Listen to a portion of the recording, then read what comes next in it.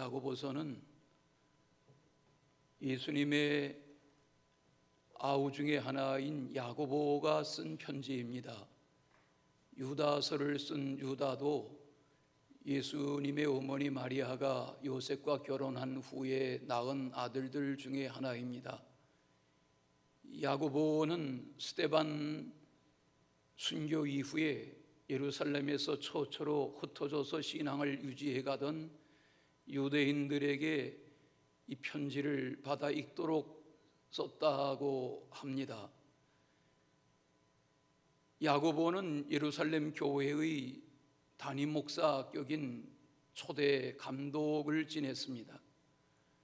그런 저의 이 편지는 예수님 돌아가신 지 15년 전후 주후 40년 중후반에 기록되었을 것이라고 해석하고는 합니다. 우리는 잘 아는 대로 야고보가 믿음에 대하여 말만 하지 말고 실천하여야 한다, 행하여야 한다 하는 강조를 수차례 반복해서 강조한 내용을 야고보서에서 접합니다. 믿는 바와 행하는 바가 일치해야 한다. 신행일치라 그렇게 말하죠. 화면에 띄워드리는 대로 우리 신학교 들어가니까 말하는 바와 행하는 바가 일치해야 한다. 신행일치에 대한 가르침을 가장 심도 있게 강조한 말씀이 야고보서의 내용입니다. 아무리 강조해도 지나친 강조가 아닙니다. 그렇지 않습니까? 말만 많고 행함이 없다면 무슨 소용이 있겠습니까? 예수님의 비유 중에 마태복음 25장에 소개된 양과 염소의 비유가 무엇입니까? 배고픈 사람, 목마른 사람, 헐벗은 사람, 불쌍한 이웃에 대해서 배부르게 하라, 이렇게 말만 하지 말고 떡 한 덩어리 주고 물 한 그릇 주고 입으로 한 벌 챙겨주고 이렇게 하는 것이 천국 백성, 양으로 구별되는 교훈으로 가르쳐 주신 것을 우리는 잘 압니다. 야고보서를 오늘 1장의 일부를 대하시는데 처음부터 일부를 개관해 보면 시험을 극복해야 된다, 그런 내용이 앞부분에 나오죠. 너희가 여러 가지 시험을 당하거든 온전히 기쁘게 여기라 하는 그 유명한 말씀이 바로 이 야고보서의 서두에 기록되어 있습니다. 믿음으로 시련을 잘 극복하고 시험을 참고 어려움을 견디고 꿋꿋하게 인내하며 감당해 나가다 보면 상급받을 날, 좋은 일 볼 날이 온다 하는 거지요. 그렇지 않습니까? 여러분, 모든 분야가 다 그러하지 않습니까? 어떻게 그냥 대강대강 하는데 일이 잘 되고 어떤 분야에 성공적인 대가가 되는 경우가 있습니까? 공부하는 학생들은 압니다. 공부하기 좋아서 하는 학생 거의 없습니다. 그러나 지금의 이 수고가 나중에 나의 긴 생애에 엄청난 돌이킬 수 없는 씨앗을 뿌리는 기간이기 때문에 씨앗을 뿌려야 할 때 내 마음밭에 지식을, 지혜를, 경륜을, 전문성을 키워가지 않으면 나중 내게 있는 소중한 것들을 잃어버리고 말기 때문에 우리는 어떤 어려움 앞에서도 잘 참고 견디고 인내하며 나아가는 바가 신앙생활도 소중한 것입니다. 요즘 아프가니스탄을 점령한 세력 탈레반이라 하는데 원래는 탈리반이 맞습니다. 탈리반이라는 말은 저들의 언어 중에 하나로 학생들이라는 말입니다. 탈리반이 학생들입니다. 이슬람 신학교에 1980년대 이슬람 신학교에 학생들 속에 이슬람의 근본주의 교육을 가르쳐 놓은 것이 오늘 이렇게 엄청난 세계를 흔드는 미국도 감히 해결해 가지 못하는 악의 큰 축이 되었습니다. 신학교입니다. 아니, 이슬람 신학교에서는 도대체 뭘 가르쳤기에 이번에도 보십시오. 카불이 점령됩니다. 한국에 관련된 수백 명이 한국에 급송되어 왔습니다. 그 얼마 후에 폭탄 조끼를 입은 이 탈리반 세력에 의해서 공항에 자폭하는 일로 수많은 미국 병사들이 죽고 다치고 수백 명이 사상자가 나는 이런 일이 벌어졌습니다. 도대체 뭘 가르치기에, 도대체 이슬람 신학교는 뭘 가르치기에 이런 무서운 세력들을 키워내고 있냐는 거지요.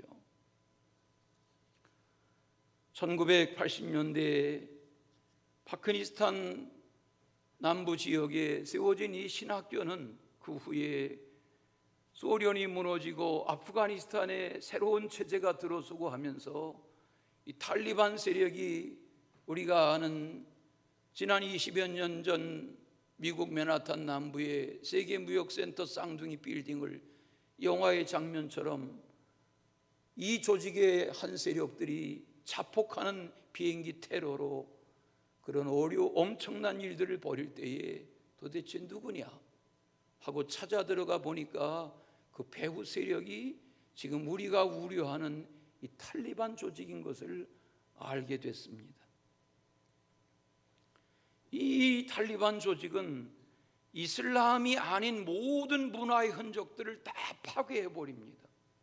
심지어는 아프가니스탄 안에 엄청난 문화의 유산들, 유네스코가 지정한 세계 보존 문화 유산들도 다 테러하고 부수어버리는 이런 악랄한 조직으로 활동하는, 언제까지 이 지구촌에 암적 요소로 이어갈지 모르는 두려운 존재가 되고 있습니다.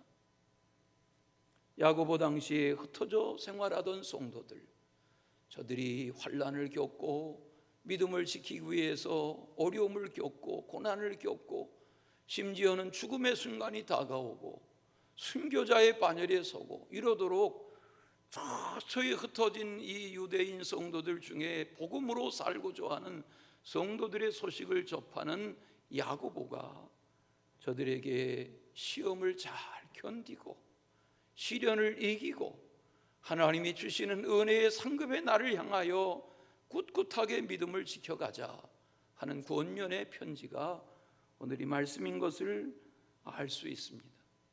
오늘 말씀의 앞부분 다 읽지 못했습니다만 앞부분에 보면 시험을 참는 자는 복이 있다, 또 시련을 견디어낸 자에게는 약속하신 생명의 면류관을 얻게 하실 것이다, 이런 말씀들이 야고보서 1장에 소개되어 있습니다. 야고보서가 말하는 시험은 두 가지입니다. 학생들이 때가 되면 이렇게 이제 가을 학기 시작됐지만 불과 몇 주가 지나면 또 중간고사 봐야 되고 하다 보면 기말고사 보고 성탄절 분위기 되고 학기가 끝나고 하는 것처럼 시험을 보는 것, 그것은 다 어려운 일이지만 시험을 잘 소화하고 이겨내면 그 결과가 아름다운 거지요. 여기 말하는 시험이란 그런 거일 수 있습니다. 그러나 또 하나의 시험은 유혹입니다. 미혹입니다. 시험은 이기고 견뎌야 하지만 미혹은 분별하고 유혹은 피해야 하는 것입니다. 이런 멋있는 말을 해도 다시 시험은 참고 견뎌야 하지만 미혹은 분별해야 하고 유혹은 피해야 하는 것입니다. 창세기 요셉을 보십시오. 그가 아버지의 총애를 받고 편애를 받던 그런 아들이었습니다. 도단성에 털 깎는 형들 주순 날라갔다가 거기서 형들에게 붙잡혀 빨가벗겨지고 아버지가 꾸려간 먹을거리 다 내던지고는 요셉을 빨가벗겨서 애굽에 팔아버립니다. 17살 때 일입니다.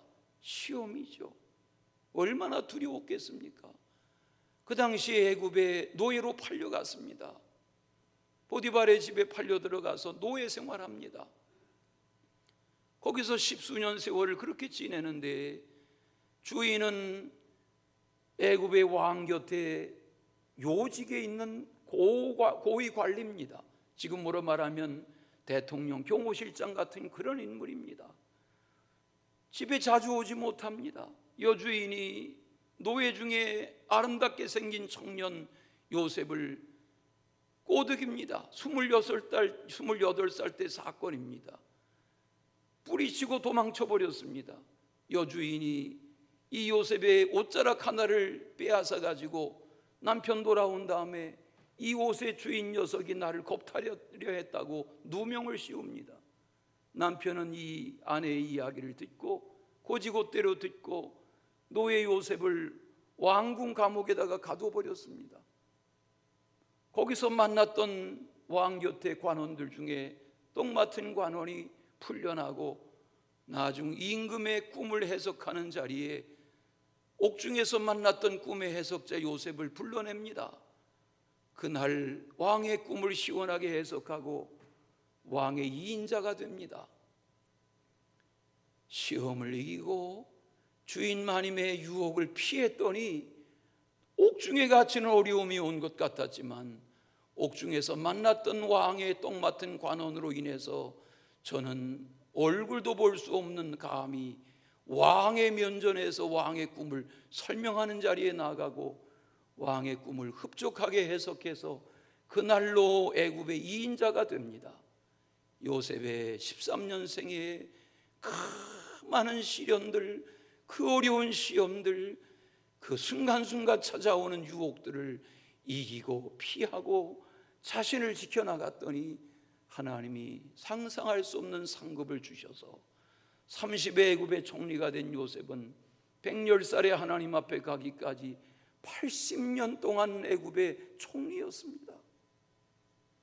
하나님은 우리를 시험하시고 우리를 시련하시고 우리가 유혹의 현장에서 어떻게 자신을 지켜가나를 보시되 때를 따라 사람을 따라 상급 주시는 줄로 믿습니다. 오늘 말씀의 12절 교훈이 그것 아닙니까? 12절을 보십시다. 시험을 참는 자는 복이 있나니 이는 시련을 견디어낸 자가 주께서 자기를 사랑하는 자들에게 약속하신 생명의 멸류관을 얻을 것이기 때문이라. 대개의 시험은 자기 유혹과 미혹에 따라서 온다. 오늘 말씀이 그거 아닙니까? 대개의 시험은 자기 욕심에 끌려서 미혹이라는 단어가 나와요. 미혹되는 경우가 허다하다. 우리가 아는 그 유명한 성경 구절이 여기 야고보서 1장 15절에 나오죠. 욕심이 잉태한 중 뭐를 낳고? 죄를 낳고 죄가 자라나면 뭐를 낳느니라? 사망. 사망이 뭐예요? 심판을 받는단 말이죠. 이와 같은 교훈에 이어지는 말씀이 오늘 읽으신 본문입니다. 오늘 말씀에 너희가 이것을 알지니 이런 제목을 정하는데 야고보는 뭘 깨달아 알고 행하라는 것입니까? 그 첫째는 아버지께로부터 내려오는 것들이 무엇인지를 알라. 그렇게 가르쳐 줍니다. 사람들은 욕심에 끌려 미혹받는 경우가 허다합니다. 그래서 일확천금을 꿈꿉니다. 요즘도 지역에 다니다 보면 복권을 파는 가게 앞에 열댓 명씩 줄을 서는 것을 봅니다. 이분들은 매주 일정하게 그 복권 가게 앞에 줄을 섭니다. 그게 일주일의 생활 리듬입니다. 왜? 대박나라 이겁니다. 일확천금을 꿈꿉니다. 혹은 사기합니다. 횡령합니다. 공금을 유용합니다. 배임 혐의로 쇠고랑을 찹니다. 탈세합니다. 허위로 변칙 증여하려 합니다. 공문서 위조합니다. 이중장부를 허위로 작성합니다. 다 범죄입니다. 드러나면 옥에 갇힙니다. 기업의 총수라도 이러한 죄들이 드러나면 옥중에 몇 년씩 갇혀 지냅니다. 14절을 보십시오. 오직 각 사람이 시험을 받는 것은 뭐 때문에? 자기 욕심에 끌려 뭘 받기 때문이다? 미혹되기 때문이다. 반면에 하나님으로부터 주어지는 것은 그 나중이 복되고 귀합니다. 야고보는 하나님을 뭐라고 말했어요? 빛들의 아버지. 필기구가 있으시면 밑줄 쳐보세요. 이런 표현은 성경 어디에도 없어요. 야고보는 하나님을 하나님이라 하지 않고 아버지라고 하면서 형님 예수님이 늘 아버지라고 부른 것처럼 아버지라고 부르면서 하나님을 빛들의 아버지라 이런 표현을 했어요. 자, 하나님 아버지는 어두움의 아비가 아니세요. 하나님은 빛의 아버지, 빛들의 아버지라고 했어요. 빛들의 아버지라는 말은 해와 달과 별들을 지으신 아버지란 말이에요. 창조주란 말이에요. 그 하나님 아버지는 변함도 없으시고 그림자도 없으신 하나님이라 이런 우주과학적인 용어를 야고보가 쓰고 있어요. 여러분, 태양계에 우리 지구라든지 달이라든지 이런 항성들은 다 계절을 따라 낮과 밤 그림자가 있습니다. 그런데 하나님 아버지는 빛들의 아버지는 변함도 없으시고 그림자도 없으시다. 이런 과학적인 용어들을 쓰면서 우리에게 교훈하고 계신 것을 봅니다. 빛들의 아버지이신 하나님께로부터 믿음을 부여받은 성도된 우리가 온갖 좋은 은사와 온전한 선물을 내려주시는 아버지 앞에서 살아가는 것, 이것이 얼마나 귀하냐 하는 교훈을 주고 있습니다. 여기 말씀에 온갖 좋은 은사 그리고 온전한 선물, 이 교훈은 13절의 말씀과 대비를 이루는 것입니다. 13절에 보시면 악의 축인 마귀 사탄이 끊임없이 인생을 시험합니다. 그래서 인생이 시험에 넘어지게 하고 빠져들게 합니다. 망하게 합니다. 13절에 보십시오. 하나님은 악에게 시험을 받는 분이 아니세요. 하나님은 친히 아무도 시험하지도 않으세요. 반대로 빛들의 아버지이신 하나님은 사랑하는 아들, 딸, 사랑하는 자녀, 사랑하는 성도들에게 온갖 좋은 은사와 좋은 선물을, 온전한 선물을 주기를 원하시는 분이 아버지이신 줄로 믿습니다. 예수님이 요한복음 10장에서 그런 말씀하시죠. 도둑이 오는 것은 도둑질하고 죽이고 멸망하려는 것이다. 그렇죠. 도둑이 오면. 그러나 예수님이 여기 도둑이라는 게 사단 마귀를 염두에 두고 하신 말씀인데, 사단 마귀의 꾀임에 빠지면 결과가 그렇게 되지만, 그러나 내가 온 것은 양으로 생명을 얻고 풍성히 얻게 하려는 것이다. 우리가 예수 안에서 살아가는 것은 그 삶의 궤적이 다를 수밖에 없습니다. 우리가 가끔 부르는 복음성가 있죠. 좋으신 하나님, 좋으신 하나님, 참 좋으신 나의 하나님. 악보 없이 반주할 수 있나요? 당황할까 봐 반주하라고 안 할 거예요.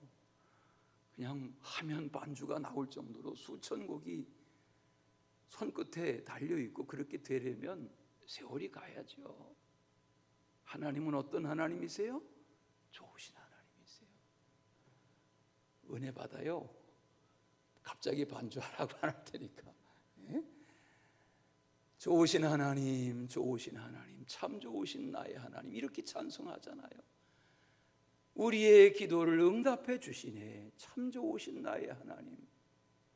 이 하나님이 어떤 하나님이세요? 한없는 축복을 우리에게 주시네. 참 좋으신 나의 하나님. 하나님은 각양 좋은 은사와 온전한 선물을 주시는 하나님이시란 말이에요. 여러분, 자녀들이 뭘 달라 하는데 싸구려 선물하고 싶겠어요? 아니야, 이게 더 좋은 거야. 아빠 말 들어, 할머니 말 들어, 이게 더 좋은 거야. 이게 부모의 마음, 가족의 마음, 어른의 마음이 아닙니까? 하나님은 악한 것으로 끌고 가지 않으시고 좋은 선물로, 온전한 선물로. 아멘. 예수님의 비유가 그거 아닙니까? 떡 달라 하는데 돌 주는 아비가 있느냐? 생선 달라 하는데 뱀 잡아주고 전갈 잡아주는 아비가 있느냐? 육신의 아버지도 그렇게 안 한다. 하늘 아버지에게 구하면 하늘 아버지는 좋은 것 주신다. 그 좋은 것이 뭐예요? 성령, 은혜 주신다는 거지요. 그러므로 여기 각양 좋은 은사와 온전한 선물이라는 말은 하나님이 은혜로 십자가의 구원을 알게 하시고 거룩해져서 성화되어져서 하나님의 영광스러운 자녀의 삶으로 천국 백성 되어 가도록 우리를 다듬어 가신다는 말이죠.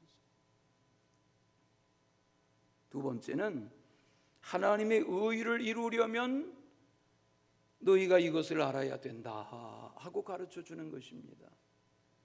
19절을 보세요. 듣기를 속히 하라, 말하기는 더디하라, 성내기도 더디하라. 성내기도 더디하라. 제 이름하고 비슷한 표현이 나와요. 제가 원래 이름이 중학교 때까지는 가나다라 이 표기법이 레가 아니어가지고 그 당시는 리을 표기로 안 하고 니은 표기로 했었어요. 제가 초등학교 상급학년 중학교 때까지는 제 이름을 꼭 내로 쓰던 적이 있어요. 그래서 여기 보니까 제 이름이 나와요. 성내지 말라는 거예요. 성질 부리지 말라는 거예요. 여러분 교회 일꾼 되기 원하세요? 성내지 마세요. 가정이 평화롭기 원하세요? 성내지 마세요. 직장에서 아랫사람들에게 존경받기 원하세요? 성내지 마세요.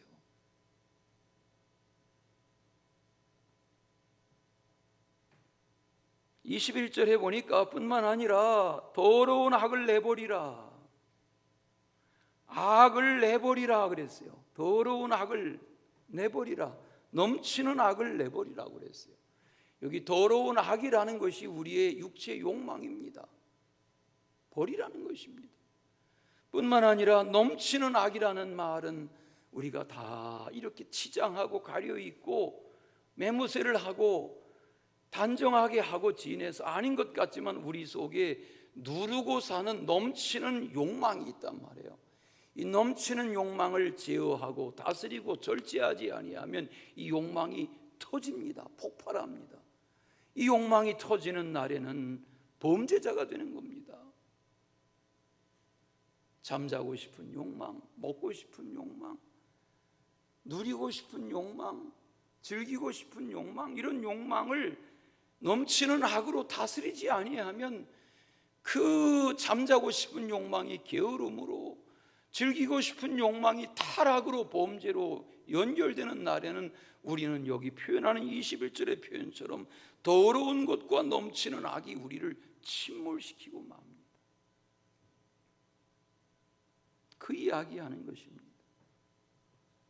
그러므로 하나님의 의의를 이루려면 어떻게 해야 합니까? 질문. 어떻게 해야 합니까? 21절에 보시면 대답이 있습니다. 하나님, 내 속에 더러운 것을 내버리고 넘치는 악을 내버리려면 어떻게 해야 합니까? 21절 끝에 너희 영혼을 능히 구원할 바 마음에 심겨진 말씀을 어떻게 받으라? 온유함으로 받으라. 하나님이 듣기를 속히 하라, 말하기를 더디하라, 성내기를 더디하라, 더러운 악을 버리라 말씀하셨으면 그대로 하라는 것입니다. 야고보는 하나님의 말씀에 대하여, 성경을 잠깐 보십시다. 18절에 하나님의 말씀에 대하여 진리의 말씀, 21절에 마음에 심겨진 말씀, 25절에 온전한 율법, 이렇게 표현합니다. 이 표현들 하나하나가 그냥 생각나는 대로 써내린 문장이 아닙니다. 하나님이 주신 은혜와 영감을 따라 기록한 표현들입니다. 맞습니다. 하나님의 말씀은 진리입니다. 하나님의 말씀은 영혼을 능히 구원하는 우리 마음에 심겨질 만한 말씀입니다. 하나님의 말씀은 온전한 율법의 말씀입니다. 하라, 말라, 왜 하라고 원하시고 왜 말라 금하시는지를 깨닫고 보면 그 온전한 율법의 말씀이 다 귀한 것입니다. 이처럼 그 모든 주어지는 말씀을 온유함으로 받으라는 것입니다. 여기 온유함으로 받으라는 말은 겸손하고 복종하는 마음가짐으로 받으라는 것입니다. 하나님의 말씀을 받는 태도가 온유함이어야 한다는 것입니다. 설교자에 따라서 말씀이 전달이 다를 수 있죠. 같은 하나님의 말씀이자 그런 이유는 누구의 입으로 전달되느냐에 따라서 그 설교자의 인격이 교감되기 때문에 그러하죠. 자신은 말씀을 지켜 살려 하지 않으면서 누군가에게 설교하려 하고 강요한다면 누가 그 설교자의 입에 말을 들으려 하겠어요? 말은 잘하네, 그렇게 하겠죠. 수요일 저녁마다 우리 교회 사역자들이 설교합니다. 우리 이범진 전도사도 떠난 문기용 전도사가 전하던 로마서 남은 분량을 다 마쳤습니다. 제가 로마서가 끝날 때 이범진 전사에게 제안했습니다. 수요일 밤에 복음서를 좀 강의하면 좋겠는데 마태, 마가, 누가, 요한 복음서 중에 어느 복음서를 택하든지 본인이 택해서 날마다 일정한 분량 수요일 밤마다 준비해서 수요일 밤에 복음서를 좀 함께 나누면 좋겠다 해서 수요일 밤마다 복음서를 접합니다. 제가 앞에 앉아서 설교를 듣습니다. 시간마다 은혜를 받습니다. 초창기에는 우리 이범진 전사가 당황이 되는지 원고를 잘 써가지고 나와서 다른 이야기를 하길래 제가 원고 가져오라 그리고 설교 원고를 읽어봤습니다. 아니 이렇게 훌륭한 설교 원고를 준비해 놓고 왜 다른 이야기하고 예배가 끝나? 그렇게 몇 차례 제가 그렇게 설교하면 안 된다 했습니다. 그 후로는 얼마나 수요일 설교를 비중 있게 준비해서 잘하는지요. 저희 집사람이 수요일 저녁 예배를 제일 좋아합니다. 첫째 이유는 짧아서 좋다는 겁니다.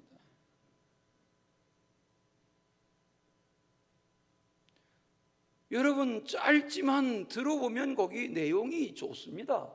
지난 수요일 저녁 설교도 제가 몇 분 오지 않으셨지만 은혜 받았습니다.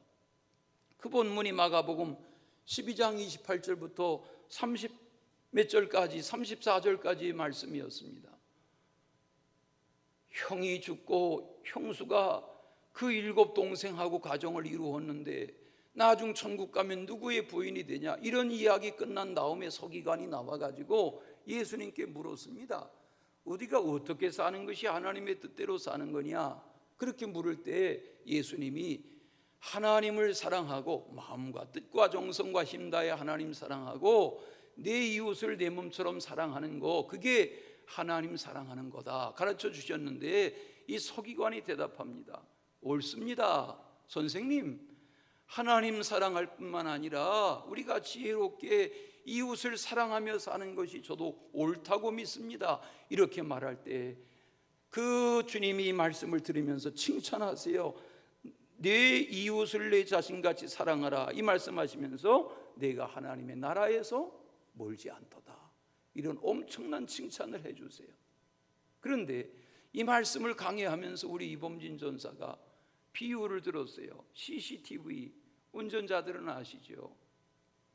이 앞에도 여기 어린이집이 생기면서 체육센터 앞에 40km인가 50km 속도 제한이 언제부터 30km로 제한됐습니다. 이제는 어린이 지역 뭐 학교 앞이나 어린이들 시설 앞은 다 30km 속도 제한입니다. 예를 들었습니다. 우리가 운전하다 보면 고속도로든 어디든 운전 속도 제한이 있으면 그 속도 제한 표시판을 봅니다. 압니다. 그러면 그 얼마 전방에 가서 속도를 줄입니다. 그리고 그 신호등이 CCTV가 지나기가 무섭게 달려가기 시작합니다. 여러분 안 그렇습니까? 저는 그렇게 합니다. 근데 우리 이범진 전도사의 비유는 저에게 우리에게 은혜가 됐습니다. 하나님의 말씀에 대하여 교훈하면서 CCTV가 달려있는 속도 제한의 현장은 카메라 앞에서만 속도 제한하라는 말이 아닙니다. 코앞에 몇 메타 몇십 메타만이 아닙니다. 앞뒤의 모든 지역이 제한 지역입니다. 그런데 우리는 그렇게 살지 않습니다. 하나님의 말씀을 대하는 우리의 태도가 그러합니다. 우리 운전하시는 분들은 아시죠? 생활하다 보면 우연하게 교통경찰이 운전하는 교통순찰차 뒤에 내가 갈 때가 있습니다. 기분이 어떻습니까? 괜찮습니다. 반대로 내가 달려가다 보면 순간 백미러로 뒤에 경찰차가 나타나서 내 뒤에 함께 따라오는 것을 볼 때가 있습니다. 기분이 어떻습니까? 여기 하나님의 의를 이루라는 말은 경찰차 앞에서 경찰이 나를 잡아 세우지 않는데도 교통경찰차가 내 뒤에 따라오면 괜히 자세가 바뀌고 뭐 내가 시비당할 거 없나 하는 긴장된 마음을 갖게 됩니다. 하나님의 말씀을 대하는 태도가 그러해야 한다는 것입니다. 이걸 오늘 말씀에서는 행하라는 것으로 강조하지 않고 실천해야 된다 그랬습니다. 오늘 펼쳐놓으신 본문에 실천이라는 단어를 찾아보십시오. 실천해야 된다. 25절에 이 실천이라는 단어를 사전에 찾아보면 실제로 행하라 그랬습니다. 실천이란 말은 실제로 행하는 것, 이게 실천입니다. 우리 성경에 행하라 행하라 행하라 수십 번 야고보서에서 그렇게 번역하다가 중간에 실천하라 이렇게 번역한 것은 비중 있게 언어를 사용한 강조, 아주 훌륭한 번역이라고 여기지 않을 수 없습니다. 우리가 얼마나 많은 것을 압니까? 사실은 제가 이렇게 설교 원고를 오늘도 9장씩 프린트해 가지고 나왔지만 지난주일 설교를 그대로 가지고 와서 오늘 또 해도 별 차이 없습니다. 우리가 많은 말씀들을 접하지만 그냥 다 영화 감상하듯 스쳐 지나가고 맙니다. 행하려 하지 않습니다.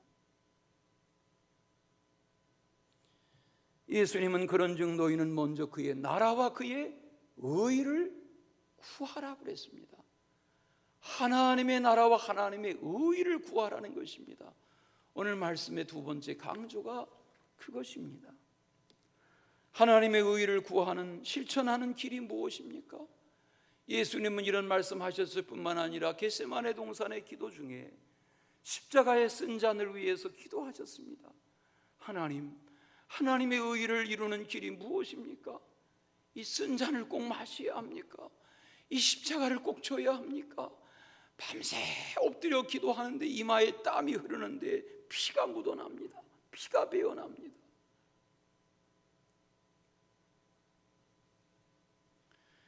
우리는 하나님의 의를 위한다는 것이 가정에서, 가족들에게, 직장에서, 사업터에서, 사회에서, 교회에서, 일상생활 중에 어떻게 살아가는 것이 하나님의 의를 이루는 것인가를 물어야 합니다. 그 중에 하나가 말을 신중하게 하라는 것입니다. 그렇지 않습니까? 여러분 일주일을 지내고 보면 말로 인해서 실수하고 말로 인해서 누구에게 상처 주고 그때 내가 그 말 하지 말았어야 하는데 그때 내가 그 말을 참았어야 하는데 이런 일들이 얼마나 많습니까? 말의 실수의 횟수를 줄여나가는 것이 신앙의 성숙입니다. 성경 찾아보십시다. 야고보서 3장 2절. 다 같이 우리가 다 실수가 많으나 만일 말에 실수가 없는 자라면 곧 온전한 사람이라.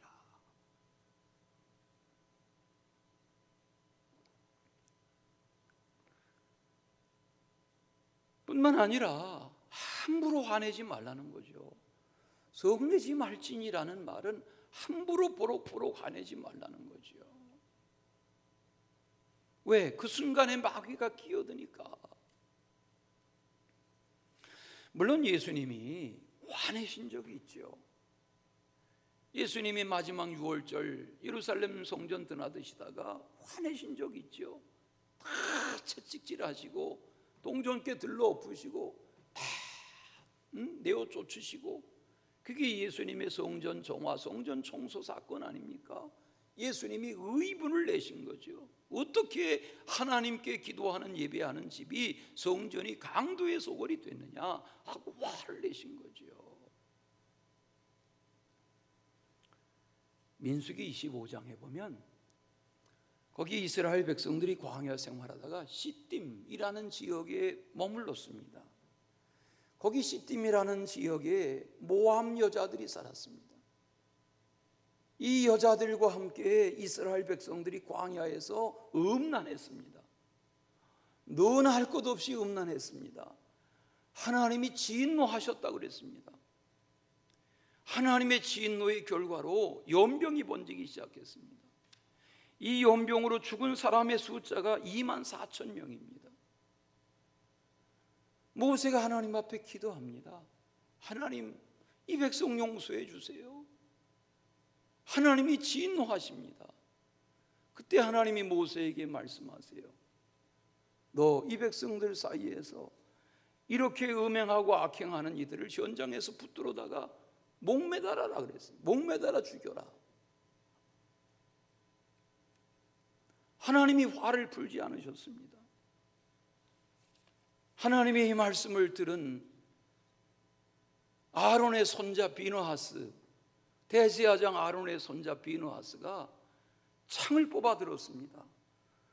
어떻게 하나님의 민족 백성들이, 성막을 중심으로 사는 백성들이 이렇게 이 이방 여인들과 음란하게 살 수가 있나 광야에서, 이러고 창을 빼어 들었습니다. 하나님은 목을 메어 달라 하셨는데 창을 빼어 들고 현장을 둘러봅니다. 그 현장에 나아가서 둘러보던 중에 거기 시므온 지파의 족장, 시므온, 레아가 낳은 6 아들 중에 하나가 시므온이죠. 시므온 지파의 족장입니다. 그 족장 이름이 시물입니다. 민수기 25장에 자세하게 나옵니다. 시므이라는 족장이 현지 여성인 모함 여자 고스비라는 여자를 자기 장막에 들여서 품에 안고 음란한 행위를 합니다. 그 현장에 창을 뽑아든 아론의 손자 비느하스가 뛰어들어가서 남녀의 창으로 남녀의 허리를 찍어서 현장에서 창으로 남녀를 죽입니다.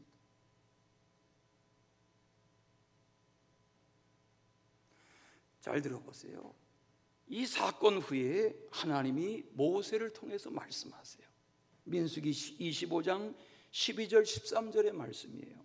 내가 그에게 내 평화의 언약을 주리니 그와 그의 후손에게 영원한 제사장 직분의 언약을 주겠다. 하나님은 현장에 나가서 붙잡히면, 음란한 현장을 붙잡으면 목매달아 죽여라 그러셨는데, 창으로 찍어 죽인 이 사건 앞에 비느하스를 칭찬하세요. 그리고 하나님이 진노를 푸세요. 그리고 전염병을 멈추세요. 그리고 비느하스를 칭찬하세요. 뭐라고 칭찬하세요? 찾아보세요. 민수기 25장 12절, 내가 비느하스에게 내 평화의 언약을 주겠다 하고 칭찬하세요. 그리고 13절에 말씀하세요. 내가 비느하스의 후손에게 영원한 제사장 직분의 언약을 주겠다.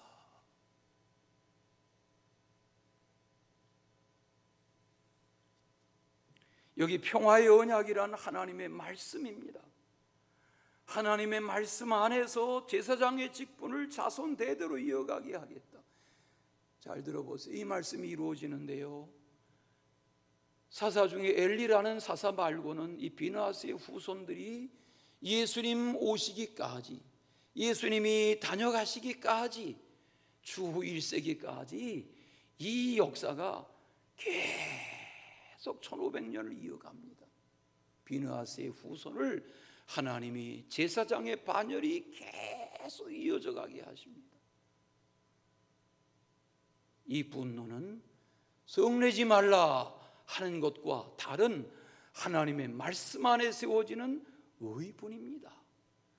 역사의 현장에서 비겁하게 행동하지 않고 공의의 편에 서서 하나님의 뜻을 이루고자 의분을 갖는 한 사람 비느하스로 인해서 전염병을 멈추시고 하나님은 비느하스의 뽑아들었던 창을, 그의 소행을 칭찬하세요.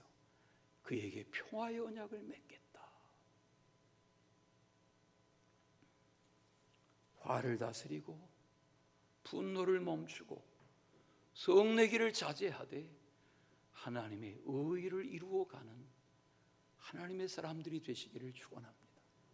세 번째, 아버지 앞에서 정결하고 경건하려면 이것을 알아야 된다.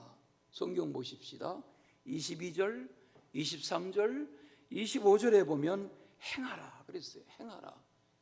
행하라는 것입니다. 행동하라는 것입니다. 예?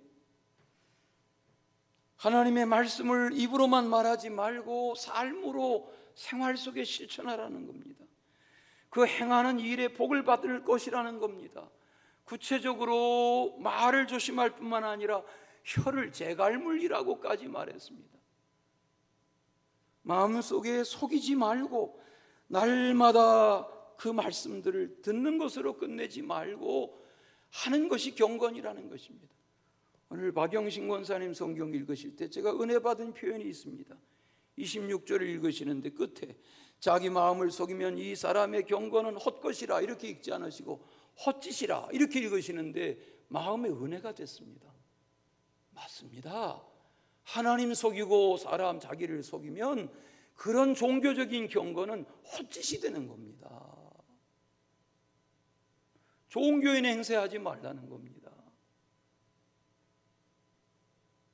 여기 26절에 말하는 경건은 종교적인 겉으로만 척하는 그런 경건이고 27절에서 말하는 경건은 하나님 아버지 앞에서의 경건입니다. 다 같이 하나님 앞에서. 오늘 성경이 말하잖아요. 하나님 아버지 앞에서. 이게 코람데오 신앙입니다. 코람데오라는 말은, 코람이라는 말은 라틴 말로 앞에서라는 말이고 데오라는 말이 하나님이라는 말입니다. 화면에 보여주세요. 코람데오. 다 같이 코람데오. 네, 제가 늘 이야기하죠. 저 비석이 부산 고신대학교 선교사들이 세운 의과대학이 있는 유명한 부산의 기독교 명문 사학인 고신대학교의 정문에 산원덕이 교훈이 저겁니다. 하나님 앞에서. 오늘 말씀해 보십시오. 하나님 아버지 앞에서.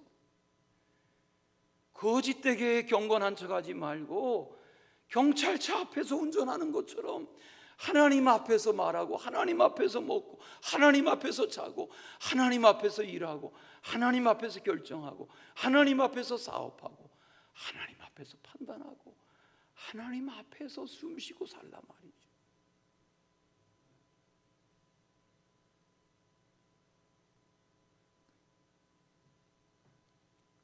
그러면 하나님 앞에서 살아가는 길이 무엇입니까? 오늘 말씀에 어떻게 사는 것이 정결한 경건입니까? 오늘 말씀의 끝에 보니까 부모 없는 아이들, 남편 없이 가난하게 사는 홀로 된 여인들 돌아보는 거다. 이게 경건이다 그랬어요. 여러분, 저희 교회가 이렇게 엄청난 경제적인 부담을 가지고 살지만 여러분이 드리는 매달 속회헌금, 매주 속회헌금, 개인적인 선교헌금 다 다음 주에 이렇게 성찬식 하면 성찬헌금 다 고스란히 모아서 다 선교지에, 복지시설에, 선한 일에, 구제활동에 한 푼도 오용하지 않고 그렇게 씁니다. 우리가 그렇게 모아서 선교지에 보냅니다. 그 선교지에 보낸 비용이 얼마 되지 않지만 그게 모아져서 선교사들에게는 그 현장에 빵이 될 수도 있고 우유가 될 수도 있고 한벌 옷이 될 수도 있고 어린아이의 장난감이 될 수도 있고 학용품이 될 수도 있습니다. 남편이 있고 가난하게 아이들 키우며 홀로 된 여인의 옷가지일 수도 있습니다. 생필품일 수도 있습니다. 무엇이든 고아와 과부를 돌아보는 것이 경건이다. 성찬 헌금을 하시는 분도 계시고 못하는 분도 계시지만 저는 하시기를 권합니다. 왜? 우리가 성찬을 행할 때마다 생각하는, 이것이 주님이 우리를 위하여 흘리신 피와 찢기신 살이다 생각하면 우리가 의미 있게 성찬에 참여하며 봉헌하는 그것이 가치 있게 쓰여질 때,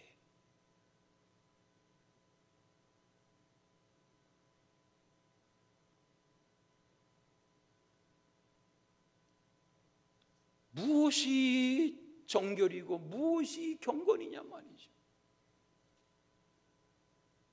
답답하고 위축되어 있는 이 종국에 천천만만의 기름보다 귀한 것은 부모 없는 가난한 아이들, 전쟁 고아들,